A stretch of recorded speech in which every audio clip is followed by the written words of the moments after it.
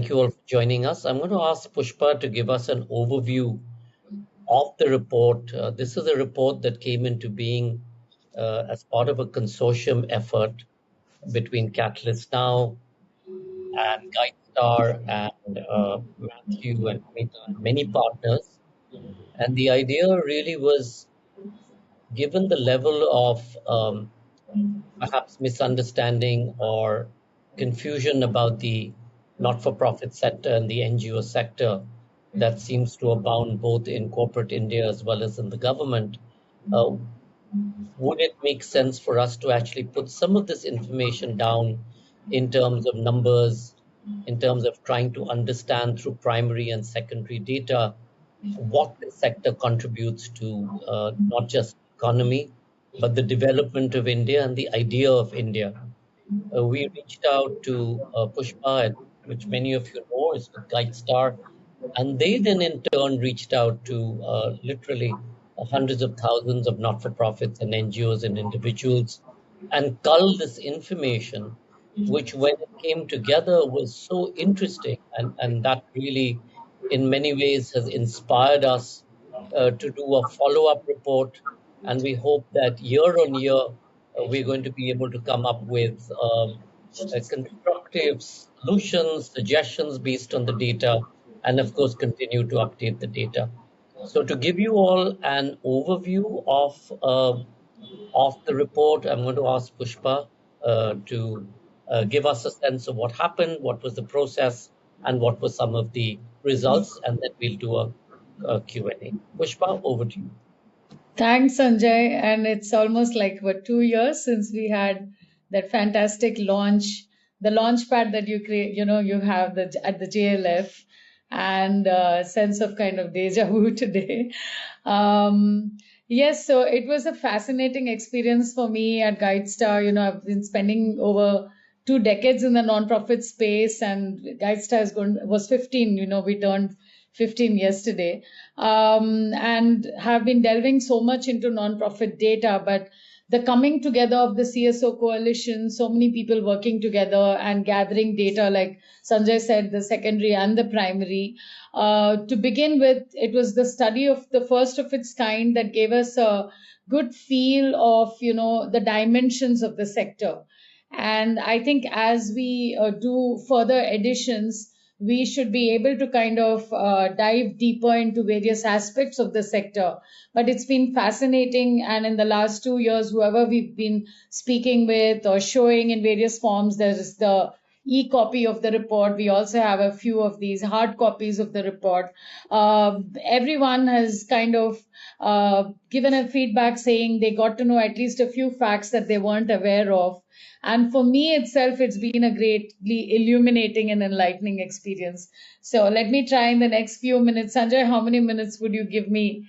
Like the 5 minutes at JLF, or a little bit shorter, longer? I think take at least 10 or 12 minutes, Pushpa, because the report is so interesting. So it's really an honor and privilege for me to be presenting this report, because it's really the work of a lot of coalition partners and thousands of NGOs. And we did this primary research. So I'll talk a little bit about the secondary report that was done and came up with a fantastic number for all of us. And then I will go more into the primary survey that we kind of carried out. But like Sanjay said, we were all trying to kind of put facts together, create a document that would then allow us to kind of disseminate the findings as well as constructively engage with Samaj, Sarkar and Bazaar. So the estimation of the economic value was done by folks who are experts at this. And then we did the survey, like I said, and there are a bunch of thematic reports that lots of fantastic organizations in the sector came together. And this list is by no means complete, because more and more reports kept getting added subsequently. But the fantastic number that came up through the study by SSER is that 1.94% is the contribution of the sector to the GDP. And while there's a lot of debate about our own GDP numbers, there was rigorous research that went into this. And if you read our report, you'll understand the complexities in arriving at the contribution of the nonprofit sector because it's a composite sector. And 1.94 or close to 2% is a very, very conservative number. And it compares, as much as the defense sector contributes to the country or very close to automobile components, much more than chemicals. So you'll see that we haven't kind of ever talked about ourselves as an industry and the kind of contribution that we make to the GDP. And, on the eve of the union budget, I would think that it's very valuable for us to at least know what's the contribution of the sector in terms of the economic value added. I'm sure by now all of you would be saying numbers cannot really reveal the true contribution of this sector, and therefore you have those sector research reports, some case studies, and a lot more work needs to be done to bring, to marry the stories with these numbers when we present the work of the sector.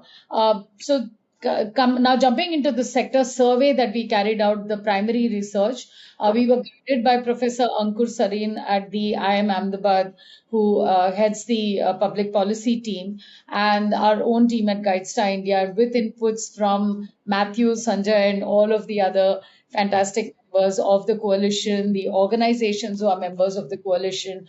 We spent a lot of time looking at the survey questions. The survey was not something that, you could do in a few minutes. 100 plus questions, 106 to be precise. And over 3,000 hours have been spent by nonprofits in responding to this survey. More than 90,000 data points, were analyzed by our teams. And the survey, I've shared a link here. Actually, we are kind of opening now the next round of this survey. And like Sanjoy said, we will keep doing this at least once in 2 years. Unfortunately, the first phase was only in English and Hindi. We did a lot of workshops, etc. But fortunately, though we reached out to a large number of NGOs, 200,000, direct mail 155,000, we have 851 validated responses. And among the various studies that I've looked at, this has perhaps the largest sample size. Of course, we have certain biases that would have crept into a convenience sampling like this. And as we go forward, we would like more and more nonprofits from diverse outreach methods that participate in this. But it's still, these preliminary survey findings are very valuable information that are, they have directional value for all of us. It covered various attributes of NGOs. Like I said at the beginning, it gives us now a better understanding about what is the size of organizations, how old are they, where do they work, where is the concentration thematically, geographically, how are nonprofits contributing to, Bazaar and Sarkar, or collaboratively to economic development. And the sector's credibility has always been in question, and one of the key triggers to, push us to do this. And what are the current accountability practices? What kind of governance and financial information is already available? What kind of tracking and impact assessments do organizations do? How are we contributing to the SDGs? Are nonprofits just serving the communities, or what kind of change are they bringing about to their own workforce? What kind of people work, and what kind of trends do we see? So we try to answer through those 106 questions some of these aspects. And I think under each of these, we have some really sharp pointers for us. To begin with, geographically, I said, like, we may have some convenience biases of a convenience sample. Geographically, the representation of the survey has been great, except for some underrepresentation of UP, which has the largest, perhaps the NGO population in the country, and some over representation of Tamil Nadu. Otherwise, the survey has been representative if you look at the Darpan data. And I'm talking about all of this data as of November 2022. At that time, GuideStar had less than 12,000 NGOs. We are more now, and Maharashtra had the highest representation. What was interesting to see that the concentration of NPOs is in 50% are in 5 states of the country. Again, no surprises: Maharashtra, Tamil Nadu, Karnataka, UP, of course, Delhi, and then if you go down, West Bengal. 54% of NPOs in the sample actually worked in the aspirational districts that were put up on Niti Aayog. It's kind of interesting to see that almost half the organizations are very local in nature. They work in one state, and about a third work in regionally, 1 to 5 states, and 22% work pan India, more than 5 states. So you have a nice mix of large number of almost 50% working in a very focused manner in one state of India. And on the other side, you have, almost one-fourth working across the country. So for those seeking to partner, you have, pan India as well as very local flavor and the regional flavor. Size of nonprofits is something that people struggle with, whether you're a CSR manager or a grant maker, and even somebody who wants to switch to this sector. And we'll talk more about size of organizations. But NPOs that have an annual budget of more than 5 crore are the ones, as you would expect, working pan India, and the smaller NGOs work locally with smaller budgets. You can actually create an impact locally. 70% among the larger NGOs, no surprises, work in the metros. Majority of the organizations are into direct implementation, and so 70% are actually implementing the program, and 30% are those who would be intermediaries, support, network, etc. And of those implementing organizations, the vast majority in the sample, almost everyone, 94%, they reported that at least two-thirds of their work, so majority of the organization said two-thirds of the work is really for, they were serving the underserved, the less privileged people, very low income levels, because there's also often this argument thrown at us that, NGOs are also serving the well-to-do, you have the schools and the hospitals, etc. But this survey findings are really talking about organizations who are serving the needy in the country. We used certain international definitions, the ICNPO, the International Classification of Nonprofits, that is used by the UN as well as by the Central Statistical Organization of India, which put out that 3.3 million number that you would remember, the MOSPI report. So we used the same classification. We just unpacked some of those classifications and made them more granular so that nonprofits can identify themselves correctly. 70% work in social services. So these are services for children, family, women, elderly, the disabled, etc. 59% in education, and then came employment, community development. Livelihoods was a major area that we saw that nonprofits are working in, and 27% in health. Comparatively, the smaller organizations were working in serving those segments that I talked about, and the larger NGOs were working in education and health. So this is the classification available in the report. If we come to the size, 50% of organizations work with an annual budget of less than 50 lakh rupees. Post this survey, I was really feeling the pain of just defining organizations by their size, by the amount of annual spending, because we know that in smaller places you can actually do a lot with that small budget. Then there are organizations that lean heavily on volunteers giving them time, donate, people giving away their own property, etc. Right, a lot of in-kind donations. So, for want of a better indicator to talk about size, we are talking about annual budgets. And I hope after 3 or 4 rounds of this survey, we have a much more composite way of defining size of entities. But for now, we still need to remember that 50% NGOs are working with an annual budget of less than 50 lakh. And for many people in the corporate sector, this would be the annual salary of an individual at even a mid to junior level. So with one person's salary, so many organizations are working, to just put that in perspective. And if you take from 50 to 1 lakh, if you take the bar, 62% are working for less than that budget. This is a very important data point, I think helps grant makers, regulators, and everyone look at the sector with a very enlightened piece of information, I would think. And I've seen that in the last 2 years. It's helped a lot of people decide cutoff levels, etc., for funding and so on, and other forms of support. half the NPOs in our sample actually, in terms of employees, also have less than 20 employees and less than 30 volunteers. So we brought that people dimension also to size. And then if you look at the age, vast majority are youthful, I would say, less than 30 years.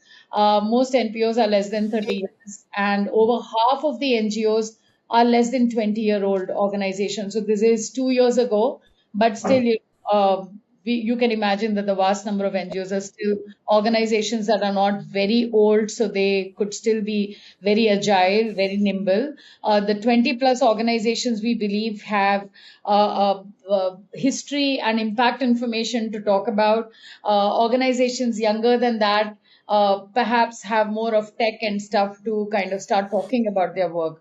If we look at the type of registration, we also legal registration of what is an, I don't know if there's an echo from somewhere.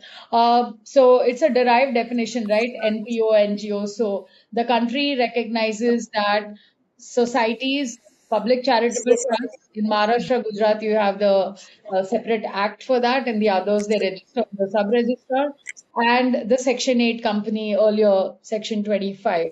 So vast number of organizations, more than half are registered as societies. Of these 32% registered at trust, again a big 6.2% are trust and society, which is a requirement in Maharashtra and Gujarat. So you would see that 53 plus 6, 59, and 8. So about 68% organizations have Pushpa, I think, required. sorry, Pushpa, there's a really strange. Do we have two systems? Matthew, can you check if you have your second system on? Because I think that's where this is coming from. Could you, Matthew? Can you hear me? Matthew? I think the echo is gone now. Yeah, go ahead. Thanks, Matthew. Thanks, Sanjay. So how many more minutes do I have, Sanjay? Go ahead, Pushpa. We have Okay.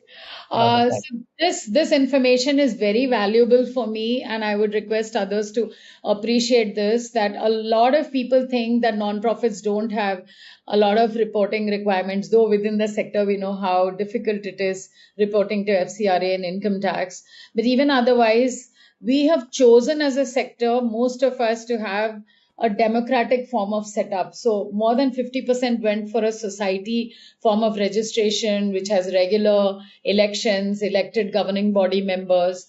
In Maharashtra and Gujarat, 6% of the, trusts also have, societies are trusts. So you're not even required to register as a society. But in our overall sample, we saw that organizations chose to register themselves as a society and a trust in this state. And then, of course, the reporting requirements for not-for-profit companies is very high, it's expensive, and still 8% of organizations are that. So you would see that almost 70% entities have opted for a democratic form of organization or a form that requires a lot of public reporting of information. I think again the echo has started. Somebody has two devices on.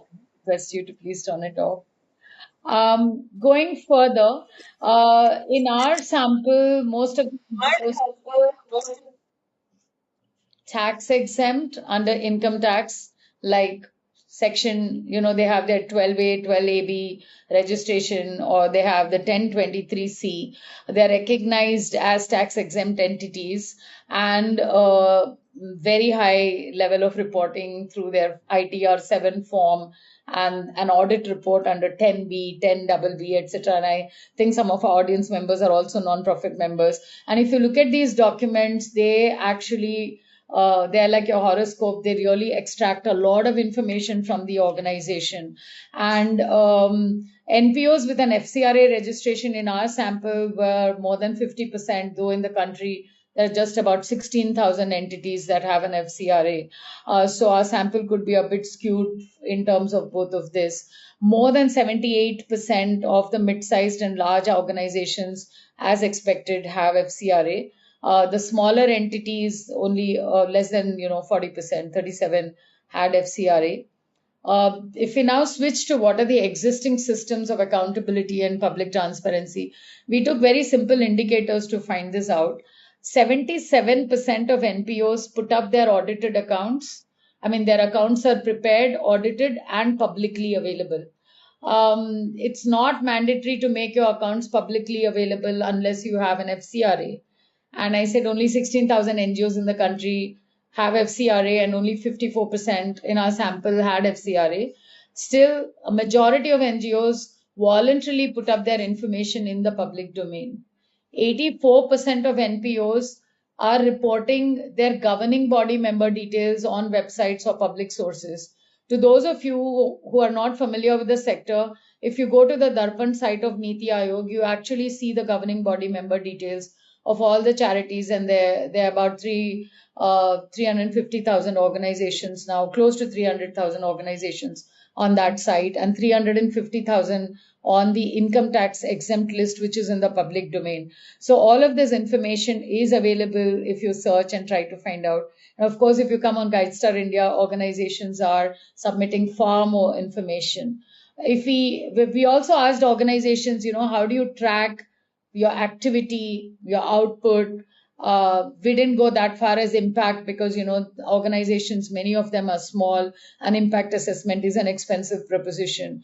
But nevertheless, 65% of NGOs in the sample said that they track directly reached numbers for all their top 3 activities.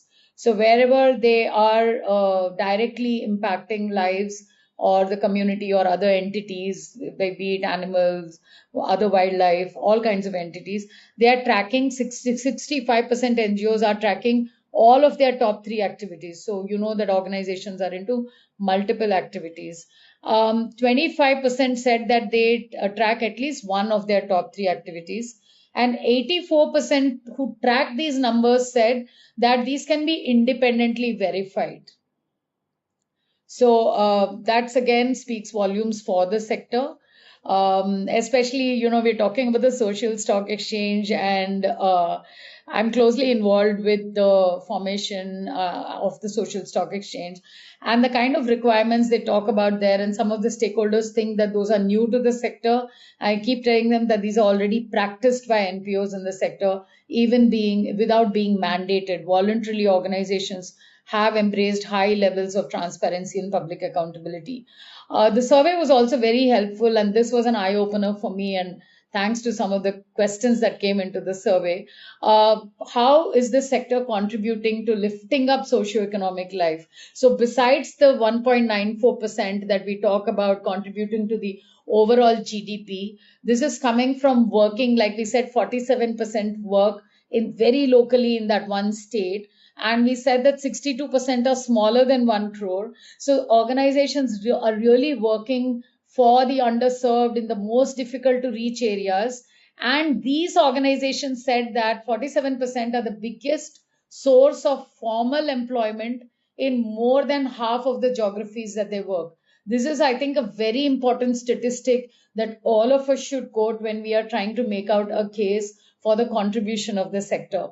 And 55% NGOs said that they are helping local businesses and vendors grow because half of their own economic activity comes from engaging local businesses and vendors for the purchases and the services that they consume to deliver to the community. 67% NPOs said, and this is again very interesting, more than half of their own employees and volunteers are from the communities, geographical or the beneficiary communities that they work with. So we are also, Matthew and others have always been talking about the kind of employment generation that this sector does, but this survey really corroborated those numbers that we talk about. And these are pretty much in line with the MOSPI survey as well. Not only are NGOs generating local employment, engaging the local community, but they create quality livelihoods that develop skills among these sections, disadvantaged sections of society. So if you see these graphs, people working for NGOs said that when they start working, this was their economic status. And if you see all these bars are becoming much bigger after 5 years or more that they have worked. And so this is the socio-economic status that does improve. And here how their skill sets have improved. So making a real difference to people who work with NGOs is again, and this is something people in the nonprofits would experience, right? If you just look around in your own organizations, you would know that this is the reality, and you can perhaps capture these numbers also and talk about your impact. So not just impact on the community, but impact on local businesses that you create, and impact on the local community that you engage as staff and volunteers. If we talk about the source of funds, what was really stark and that is known to us all is that retail fundraising is still a very small component. So for all that issues that we face on FCRA and issues with onward granting, all that we are facing, in spite of all of that, this is 2-year-old data, but nonprofits are still not completely tapping retail fundraising. Could be a matter of again the kind of upfront investment that goes into retail fundraising. We still don't know the reasons, but NPOs in our sample record, CSR as their top source of funding, followed by grants from foundations, Indian as well as international. Medium and large organizations are tapping more into. So we've given these size-wise cuts here and the source of revenues. These are all available in the book as well as the soft copy of this report that is available online. We'll share the QR code with you. Smaller organizations were actually reporting on more on self-generated revenues and individual donations. At that time, we'd asked about the impact of COVID and 5-year trends. And as we all know, the sector was hurt by COVID. 65% of small and mid-sized organizations reported some form of losses. But we've also kind of seen the resilience. And around the time of COVID, the regulatory environment became even more strict. The onward granting of FCRA and all of that went. And in spite of that, organizations seem to be withstanding, and perhaps in the next edition of the survey, we'll see how they have maintained that resilience or what has happened in the slightly longer term. If we look at partnerships and collaborations, normally we hear people saying NGOs in the sector, I mean, the people in the sector don't collaborate. But I think that has been demolished by this survey. It says greater number of medium and small NGOs collaborate with government and businesses. But regardless of size, NGOs are more active within networks. And we also observed that 88% of organizations engage with government institutions, be it in schools, the Anganwadis, the healthcare centers, or even in the panchayats and ward committees, etc.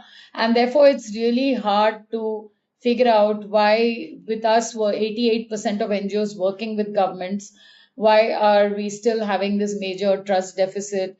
Are we not being able to use those opportunities to build trust? And the motivation for collaboration has been from scaling impact to improving service delivery with government, with businesses. It's been funding as well as capacity building. And for being active within networks, it's been mostly capacity building, improving service delivery, as well as knowledge production and serving at scale. So just summing up the contribution of the sector from this survey, the survey again is one component of overall India's million missions. There's the economics contribution study that I talked about, the 1.94% number that also talks in greater detail how the contribution is arrived at, and the sector research reports, which really have a lot of meat thematic area wise. The facts that we wanted to say was 25% of NPOs work with government funding, but 88% NGOs are actually working to strengthen the government. So whether there's funding or not, this contribution is there. And about working with businesses, we talked, and we talked about the contribution to uplifting the local community through employment, etc. Should I stop here, Sanjay? Maybe these things can come, how we can use this study as NPOs, as regulators, and as funders. So let's do that at the end, Pushpa. Let me bring Matthew in, and thank you for that really interesting. I hope that's helped sort of illuminate some of what this sector's Oops. challenges are. Matthew, just thanks for joining finally, and I hope you can hear us, Matthew. Matthew. I can hear you, Sanjay. I don't think Matthew is being able to hear us. I think he's... Matthew, can you hear us? It seems to be frozen actually. So while Matthew is frozen, Pushpa, why don't you just finish Matthew, can you hear us? Yeah, I think. Matthew?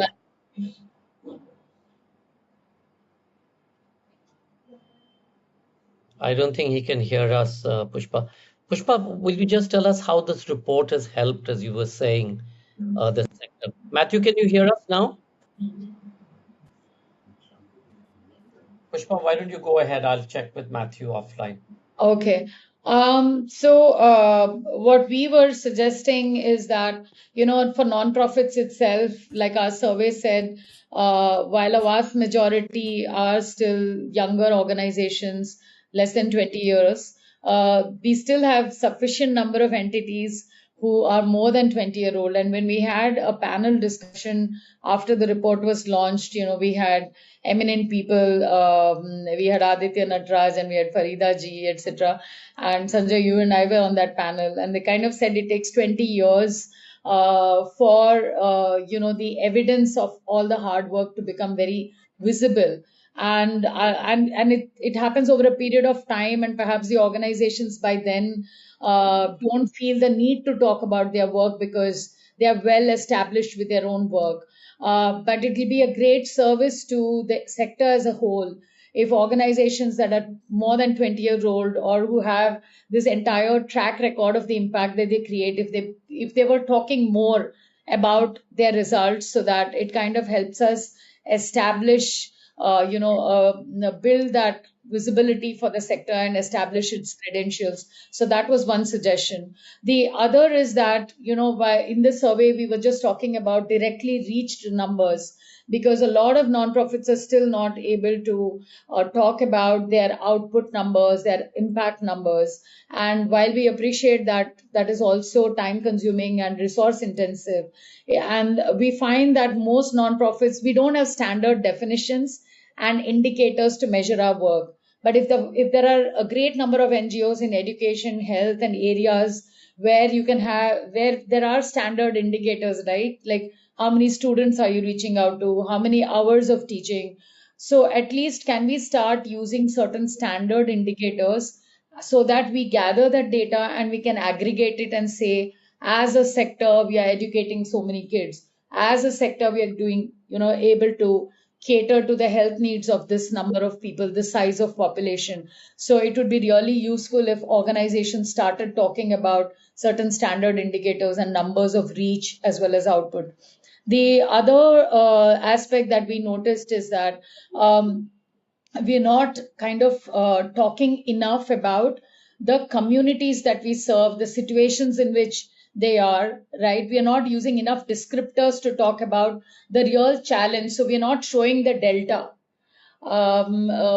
Funders and a lot of people who want to support the sector are pretty clueless about the tough terrain or the tough situations, the starting point of the community from where we are working. So more talking of those stories and factual situation data of the baseline data, if you can say so, that also needs to kind of be tracked and talked about.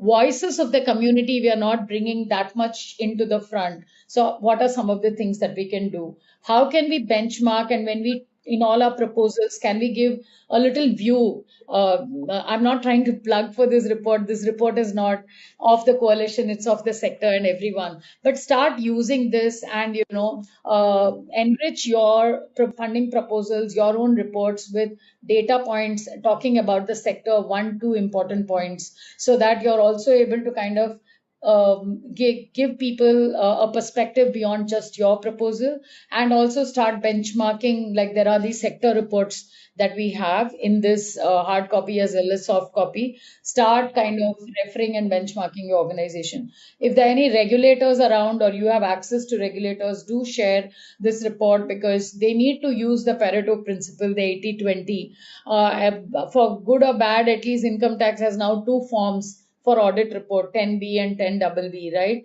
Unfortunately, those who have FCRA, even if you're small, you have to report in the bigger format. But otherwise, only if your budget is 5 crore plus, you have to use that very detailed format. So I hope more regulators in Maharashtra, we're trying to talk, there's a report with them, 5-year-old now or even more, saying that don't have the same reporting requirements or criteria for all organizations. Let's differentiate between the smaller sized entities and the bigger, and focus your efforts on, understanding the work from the bigger entities, and give more room for the smaller entities to grow. For funders, we've identified, some of these areas and called out in the report. You might want to support strengthening this definition, impact measurement piece for the sector, building capacities for organizations, even contributing to talking about the work of the sector. Matthew, are you able to join now? Maybe I can just stop. Can you hear us, Matthew? Do you want to try without the video, Matthew? Yeah. You're on mute. Pushpa, while Matthew is still making an effort, will perhaps you can spend a few minutes. Matthew, can you hear us? Can you hear me? Now we can hear you. Yeah. Yes. Can you hear us? Say yes. I can hear. Oh, fantastic.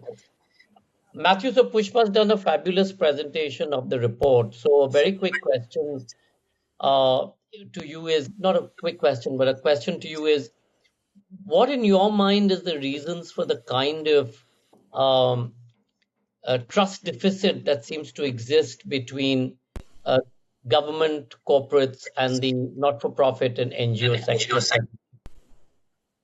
Yeah. Really, these sectors, civil society sector and the government had to work in case we have to arrive at sustainable development. And what has happened is over a period of time, from 2003, I've been working on accountability and forming the Credibility Alliance and Guide Star, etc. There's been a lack of accountability sectors, and this has resulted in trust. There's a feeling in the civil society that corporate sector is going to destroy various and various forests, areas, and destroying etc. Private thing, civil society is against them. The agitations. Government is suspicious of the civil society, and shown by increasing regulation been hitting us both in the CRA and in the tax. The second thing that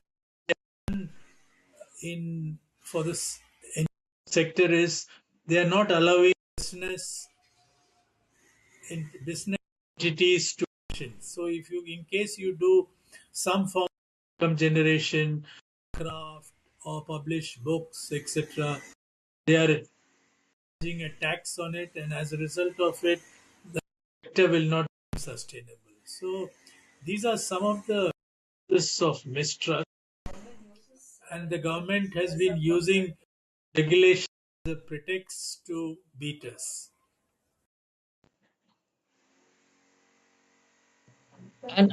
And in your mind, given the present situation that we are all seeing unfolding, and a much more strict reporting system, especially on FCRA as well as everything, is that a good thing? Is it time that the sector itself sort of takes responsibility and make sure that it's much more transparent?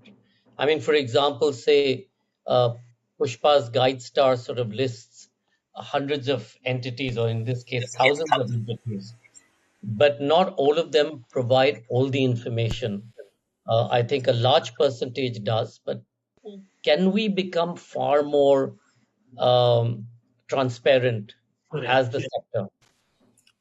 Actually, transparency and accountability is part of the self-regulatory profile that the sector will finally achieve, and that was the intention of starting Guide Star. I think we need more of them on the website, displaying their accounts, and displaying their accounts, because I have always been saying accounts is only partial in many NGOs. Out of it, it raises suspicion. So we need to actually live at a uh, transparent regulatory framework, so that show what work we are doing, the impact that we are causing. And of course, Pushpa, in the non-profit report, we said that the sector has been responsible for so much of it, whether it is the ASHA worker, whether drinking water innovation, whether it is the uh, right to information, or whether it is the Juvenile Justice Act. So much in terms of contribution, and we contribute percent of the GDP. It is high time that we are recognized as a equal and work forward. Uh, Pushpa, will you tell us, one of the issues as we are seeing is, as Matthew just suggested, is self-regulation. What do we need to do to self-regulate? Say the chartered accountants have their organization, businesses now have lobbying groups like CII and FICCI and ASSOCHAM and PHPCI chambers. What does the NGO and NPA sector need? And can we set in place a self-regulatory authority or guidelines to some extent what you've done on the GuideStar website? And what are the challenges to be able to implement them? I mean, the three of us sitting on this, we have access, we sit in places where there is a signal, etc. A lot of NGOs don't even have basic access to any kind of digital signal and accessibility. Plus, you know, we represent not-for-profits which are in scale a decent size and therefore can afford to have good accounting systems because of the amount of effort it takes. How do smaller NGOs or those NGOs, deep in the hinterland of India, how will they be able to set into place these very uh, um, strict requirements today? Sure. I wish Matthew could take the first part of this question about what do we need for self-regulation. I think Matthew and others, in the early part of the 2000s, they set up the Credibility Alliance as a self-regulatory organization that developed norms for good governance, and those are almost timeless. I mean, many of the requirements that we have for GuideStar India certification, they're based on the Credibility Alliance norms. But with time, there is a lot of regulatory, two things are happening, right? One, we are seeing that a lot of requirement is coming from the income tax, the key regulator today. I wouldn't dwell much upon FCRA because in terms of volume of information, it is what you need to report annually is less and it impacts fewer NGOs. But the income tax definitely cuts across all the tax exempt entities who, in a sense, are the active ones seeking donor support. And one is there been continuous changes, and the other is the reporting requirements are phenomenal. And it is not just the capacity of the non-profits. What we are observing at GuideStar is the capacity of the chartered accountants. And I know I might be the most hated by that community at various fora because I bring this out. I think the Institute of Chartered Accountants of India needs to really make their members really aware of these changes and how to apply them to the non-profits that they audit. Fortunately, I see a glimmer of hope in this social stock exchange coming up because we are rubbing shoulders with the chartered accountant community, not just the CAs, but the Institute of Company Secretaries and the cost and management accountants. And we're having a lot of conversations with them related because they're going to be the social impact assessors. They have the three self-regulating organizations for social impact assessors. And the non-profit sector is, of course, invited to be a part of it. But the way this has been designed, and this has happened because our sector did not have such a body. Very sad to say that. And it's time that we do have, not just a membership-based organization that does advocacy, but we also have some professional groups within the sector that look at the legal aspects, the financial aspect. We have people like, FMSF and Noshir and Accounted and a bunch of others, but they're all individual entities, and perhaps people like you all, Matthew, you, etc., can come together to see how, as a sector, we are able to introduce in practice how these things happen and how do we relate to the audit community and others that help our NGOs. So, we see numerous cases where the wrong form has been selected. That's by no means what the NGO finance person has done. Even where the correct form has been picked, even for large entities, we've been having conversations with auditors, they have not filled the form correctly. And when there was a window that income tax realized and gave for rectifying, the CAs are advising NGOs not to take that away that opportunity to rectify. So all of this adds up to this trust gap, right? And one or two wrong cases with newspaper headlines. So I would really think that, like Matthew said, this is self-regulating, and we as a sector need to up our act in self-regulation, how we have this norms development, how do we put it in practice. And there were visionaries, right, to start Credibility Alliance in the early 2000s. So I guess we need to kind of move to the next level now to operationalize this.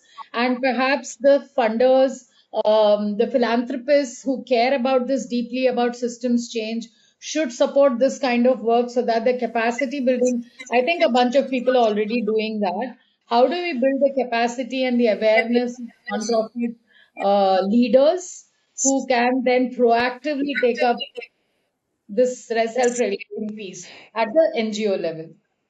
I hope Matthew can be heard now and he can actually enlighten us on this. No, we have covered most of, but I think there needs to be a framework of accounts which need to be put up by the Chartered Accountant Institute. NGOs can report in certain it improves the transparency. It is not that most NGOs be non-transparent. They provide the information the Chartered Accountant wants to do, and then of course people say ID. I think we have to work with the Chartered Accountant to arrive at a framework for publishing the accounts and displaying it on the site. We are told that most of the alliance members have to on the website. And that is something which many NGOs are practicing, but more needs to be.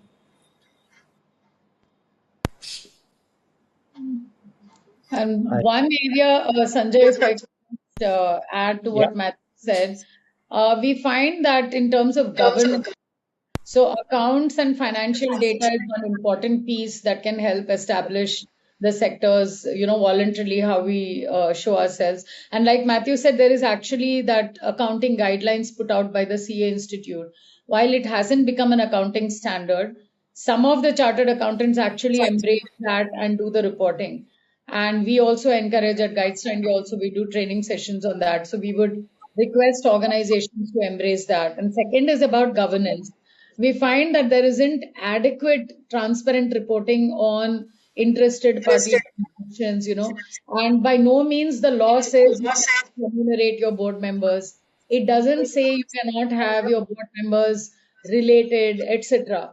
But when such situations exist, it's important to be upfront, transparent about it. And now the income tax actually require that. Unfortunately, we think many NGOs are misguided, and there is this fear that you shouldn't be reporting it, and that I think is a bit worrisome. I've been seeing this in the last 2 decades in my experience in the sector, but now that it has become a part of the reporting, it was always there, but now the form actually asks it in greater detail. I would suggest that, non-profit governing body members actually do not feel shy about reporting. It's great if you're more transparent. it. And the formats fortunately now allow you to describe your contribution and what you think is a reasonable payment to you. And these are board decisions.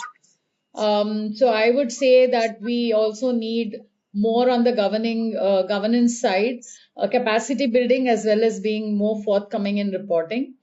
And wherever there are not-for-profits and for-profits in groups that they exist, those are again tricky terrains and there are fewer numbers of entities.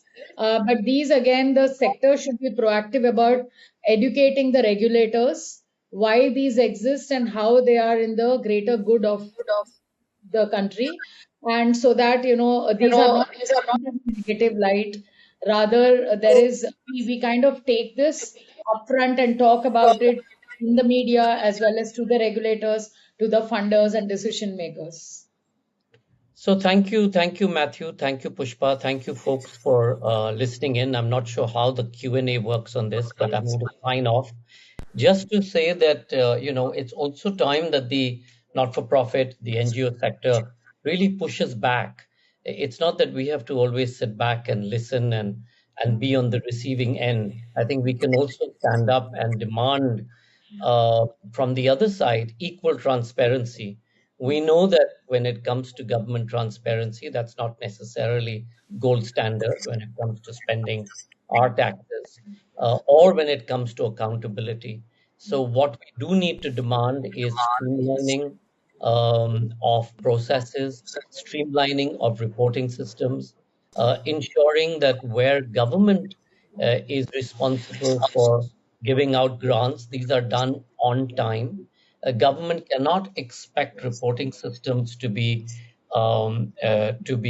dynamic if they only put out their resources at the end of the financial year. What you're then setting into place, you're setting into place the possibility of graft of accounts not quite being up to speed. Because how does an NGO then work for the year? On what basis? And how do they then report in the last quarter or the last month when they've received the money, the work that they've done? I think we as a group, and there's thousands of not-for-profits today, many doing amazing work. I think we need to start not on the back foot, but really pat off the front foot, saying that we are making a contribution, we are creating connections, we are providing much needed last mile connectivity and resources to those who have nothing. We are involved in nation building, and therefore our voice needs to be heard. And we too, like any other tax-paying entity or reporting entity, we need to very clearly question rather than only accept. So our effort in putting this report out is this. Uh, we expect from our NGO partners and not-for-profit organizations to really come on board and help come together as an organization. If we don't work together, none of this will happen. If we continue to look at differences within our organizations, then this is not going to happen. So let's stand together, let's push back, let's question, let's ask, let's demand, and hopefully we'll get to a better place. Thank you, Pushpa. Thank you, Matthew. Thank you, all our colleagues playing who made free. this possible, and look forward to meeting on the other side. Thank you.